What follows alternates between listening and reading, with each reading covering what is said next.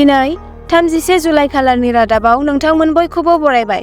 अन्नानै हादरनि रादाब चेनेलखौ लाइक आरो साबस्क्राइब खालामना हो। दानिया फैदो दिनैनि रादाबनि हेडलाइन्सआव।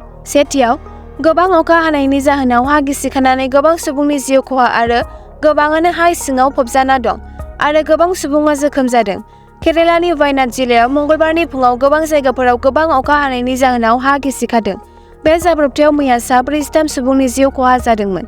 गिख्रंथाव हा गिसिखानायनि जाब्रबथायाव थैनायनि अनजिमाया थाद'यै जाबोगासिनो दं। दिनैसिमाव बे जाब्रबथायाव थैनायनि अनजिमाया बांनानै 143 जाबाय आरो 128 सुबुंफोरा जोखोम जादों आरो बायखोन्दा बाहागोआव रोजा रोजा सुबुंफोरा होसिनजानानै थानायनि जाहोनाव थैनायनि अनजिमाया बांबावगोन होनना साननाय जादों। गोबां अखा हानायनि जाहोनाव वायनाडआव रेड एलार्ट फोसावनाय जादों। ओनसोलाव हा गिसिखानायनि जाथाया मंगलबारनि फुङाव जादोंमोन। बेनिखायनो न'आव उन्दुनाय सुबुंफोरा खारनायनि खाबुखौ मोनाखैमोन। गोबां अनजिमानि रौनिया नेभि आरो नेशनेल डिजास्टार रेसपन्स फर्स (NDRF) रैखाथि हान्जाफोरा गाज्रि बोथोरनि गेजेराव खहा जाजानायफोरखौ नागिरगासिनो दं आरो गोबां एजेन्सिफोरा खहा जानांनायफोरनो गोनांथार हेफाजाब होनो थाखाय गोरोबलायनाय खामानि मावगासिनो दं। नैथियाव, रेल जाब्रबथाया हादोराव बयखौबो सोमोनांहोदों। मंगलबार सानखालि झारखन्डनि चक्रधरपुराव मोनसे ट्रेन जाब्रबथाया खौरांआ सोराङाव फैदों। झारखन्डनि सरायकेला खरसावां जिल्लायाव मंगलबारनि फुङाव मुम्बाइ-हावड़ा मेलनि 8 दाबाया रेल लामानिफ्राय गोग्लैनायाव 2 सुबुंनि जिउ खहा जादों आरो 29 सुबुंफोरा जोखोम जादों होनना मावख'गिरिफोरा मिथिहोदों। मावख'गिरिफोरनि बायदिब्ला बे जाब्रबथाया खोला-सानजा रेलवे (SER) नि चक्रधरपुर खोन्दोनि सिङाव जामशेदपुरनिफ्राय 80 किल'मिटार गोजानाव बडाबाम्बुनि खाथियाव फुंनि 4.45 रिंगासोआव जादोंमोन। SER नि बुंथिगिरि ओम प्रकाश चरणआ बुङो दि गंसे मालगारि ट्रेनाबो खाथियाव गोग्लैयो। नागपुरनि गेजेरजों खारनाय 22-1280 हावड़ा-मुम्बाइ रेलनि खमैबो 8 दाबाया चक्रधरपुर डिभिजननि बडाम्बु स्टेशननि खाथियाव गोग्लैयो। बिथाङा ओम प्रकाशआ मिथिहोयो दि बेनि गेजेरावनो मोन 16 दावबायारिफोरनि कम्पार्टमेन्ट, गंसे जेनेरेटर कार आरो गंसे पेन्ट्री कारमोन। सरायकेला खरसावाननि पुलिस सामलायगिरि मुकेश कुमार लुनाइटआ PTI खौ मिथिहोयो दि जाब्रबथायाव 2 सुबुंनि जिउ खहा जायो आरो 29 सुबुंफोरा जोखोम जायो। जोखोम जानायफोरनि गेजेराव 8 खौ देहा फाहामसालिनिफ्राय हगारनाय जाबाय आरो 3 खौ दासिमबो फाहामथाय होगासिनो दं।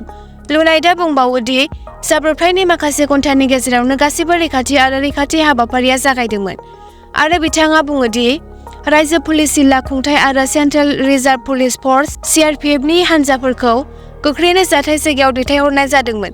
बिथाङा मिथिहोबावो दि मालगारि ट्रेननि गंसे वैगनआ रेल लामानिफ्राय गुबुन ट्रेकआव गोग्लैयो। बे ट्रेकआव हावड़ा-मुम्बाइ मेलआ फैगासिनो दंमोन। मावख'गिरिया मिथिहोयो दि दावबायारि ट्रेनआ गंसे मालगारि ट्रेननि वेनजों सौग्रावनायनि जाहोनाव गं 8 दाबाफोरा गोग्लैदोंमोन। थामथियाव, मैया क'क्राझाराव जानाय दुरान्ड कापनि टुर्नामेन्टआव नर्थ इस्ट इउनाइटेड FCआ देरहानो हादों। मंगलबाराव क'क्राझाराव दुरान्ड कापनि जोलुर 133 टुर्नामेन्टनि लीग बादायलायनाया क'क्राझारनि साइ स्टेडियामाव जागायो। गिबि बादायलायनाया बड'लेण्ड FC आरो नर्थ इस्ट इउनाइटेड FC नि गेजेराव गेलेनाय जायो। गिबि हाबा एबा जिरायनाय समसिमाव मोन्नैबो दोलोआ गल सोनो हायाखैमोन। नर्थ इस्ट इउनाइटेड FCआ जिरायनाय समसिम 2 गल सोनायनि खाबुखौ फेलें खालामदोंमोन।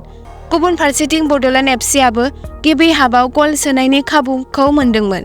जिरायनायनि उनाव नर्थ इस्ट इउनाइटेड FCआ 48.25 मिनिटआव जिटिना नर्थ इस्ट इउनाइटेड FC नि थाखाय बड'लेण्ड FCखौ गल सोयो।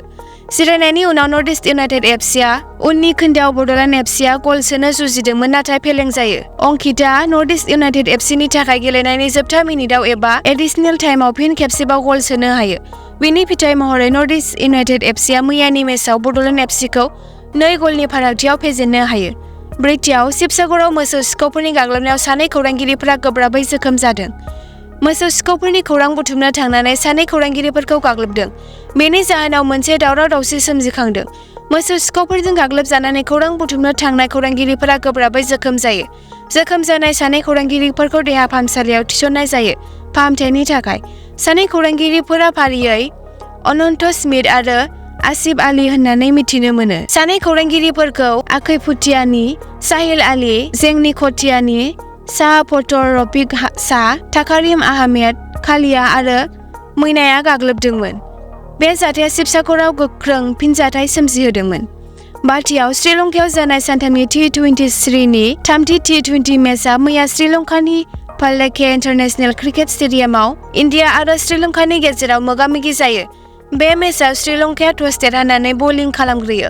इन्डियाया 20 अभाराव 7 उइकेट खोमानानै 137 रान बानायो। बेराफारसेथिं श्रीलंकाया 20 अभाराव 8 उइकेट खोमाना 137 रान बानायो, जायनि जाहोनाव बे मेचआ ड्र जायो। नाथाय इन्डियाया सुपार अभाराव श्रीलंकाखौ फेजेननो हायो आरो बे सानथामनि सिरिजआव इन्डिया गासै मेचखौ देरहानो हायो।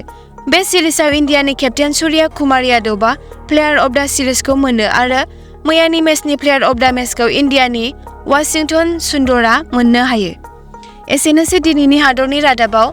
भिडिअखौ जोबजासिम नायनायनि थाखाय हामबायसै। अन्नानै हादरनि रादाब चेनेलखौ साबस्क्राइब आरो नटिफिकेशन बेलखौ अन खालामनानै ला हादरनि रादाबनिफ्राय नटिफिकेशनखौ मोननो थाखाय।